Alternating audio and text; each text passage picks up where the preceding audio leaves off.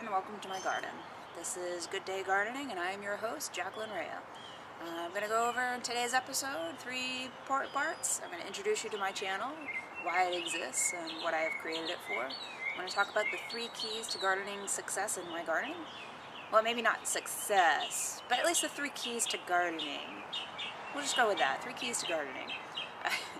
And then I'll show you around some of the plants that I have growing. So first of all, why did I create this channel? I created this channel because there are a lot of people who migrate from the north, the frigid white north. They want to get away from the cold and the snow and the shoveling of that snow, and they come down to Florida. And they try to apply all the same gardening methods that they use up north in Florida. And it doesn't quite work that way. It's very different. The sunlight is different, the soil is different. It requires quite a bit of different styles of attention, and a lot of people have difficulties with that. So I'm here to show you at least one method of gardening in Florida. This is how I garden in Florida. Now, the reasons why I didn't want to say it was success, because I have failures too. I will show you failure, of which makes me greatly sad. But it happens. Nothing in life is guaranteed. So we'll just go with 3 keys to gardening. The first is shade. In the state of Florida, you have more intense sunlight than you do north of the Florida-Georgia border. Now, the whole of the southeast is hot and humid, but Florida specifically gets a greater amount of direct radiation from the sun than you do further north. Now, the reason for this is, as you know, if you remember your science class, the sun moves from south of the equator to north of the equator.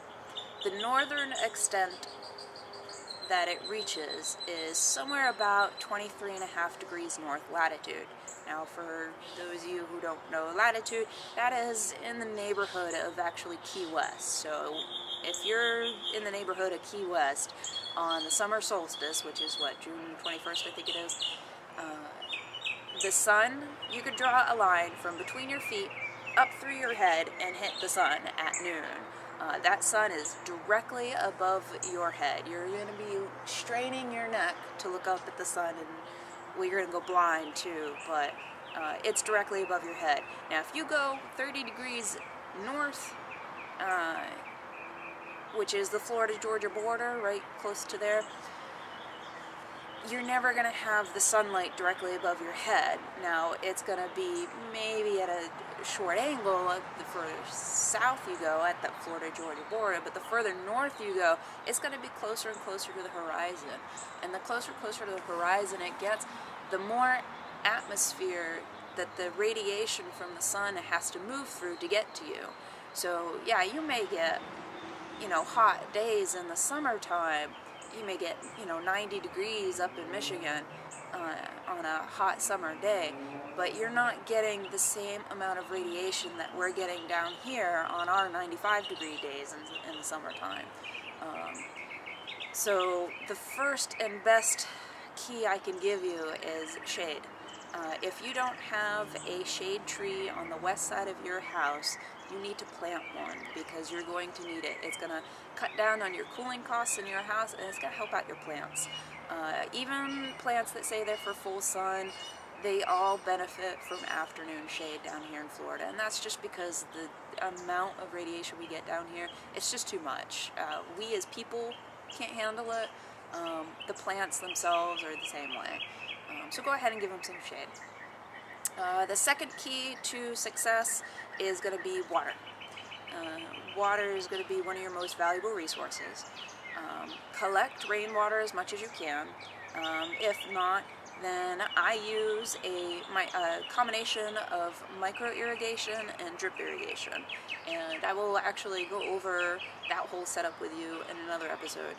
But you're going to need water.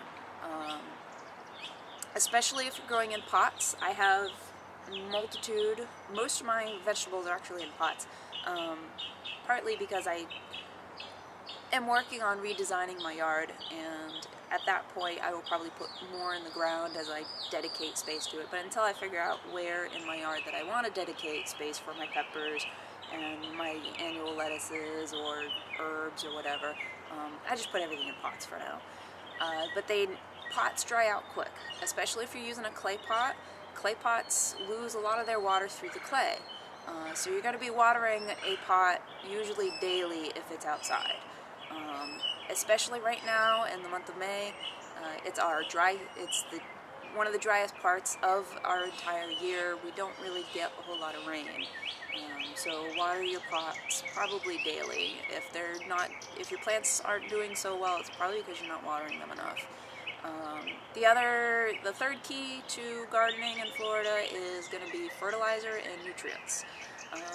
Now, I don't care what type of fertilizer you use. You can use organic fertilizers, you can use non-organic fertilizers. You can use compost, you can use compost tea, you can use cow manure. The type of nutrients you use is not the important thing. The important thing is that you use nutrients and you use it regularly. For all my vegetables, when they're producing fruit, I do twice a month. First around the 10th, second around the 20th of each month. I fertilize all my fruits and vegetables. I've got strawberries, I've got peppers galore, my tomatoes, anything that produces fruit. I got a peach. What else do I have? Oh, and a lemon that I'm actually rehabilitating.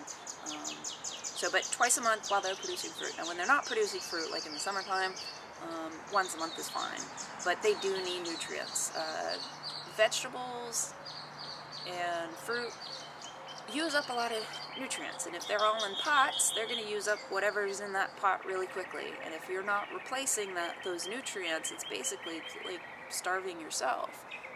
You eat foods that are not wholesome and don't have much nutrient content in themselves, and you begin to feel tired, and you don't do so well until you get that boost of, hey, I got a fruit smoothie and I feel great today. That's what it is for vegetable plants and all other plants as well. They need a constant source of nutrients. And if they're in a pot, their roots can't spread out and search for those nutrients. So you have to give them those nutrients themselves. Now in the ground, you're still going to need to provide some nutrients until you build up your soil. Now a lot of people complain, Florida's sandy soil, oh my God, it's so terrible. Sandy soil is the least of your problems.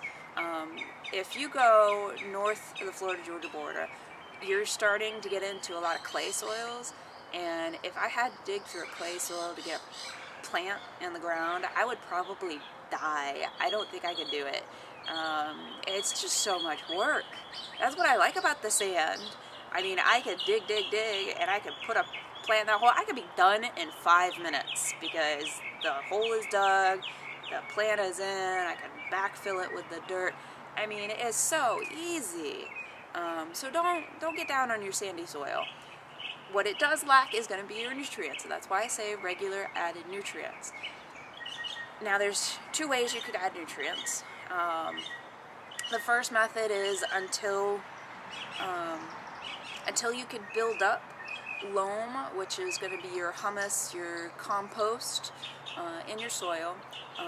That's going to be adding your fertilizers, your organic, inorganic fertilizers, your manures, compost, and things like that. You're going to have to add that yourself. Now, a better way to do it, and the way that I will eventually migrate towards doing once I settle on my garden design, your greatest asset that your trees, the shade tree that you planted in order to give your plants shade, the second greatest asset aside from the shade that those trees provide are leaves.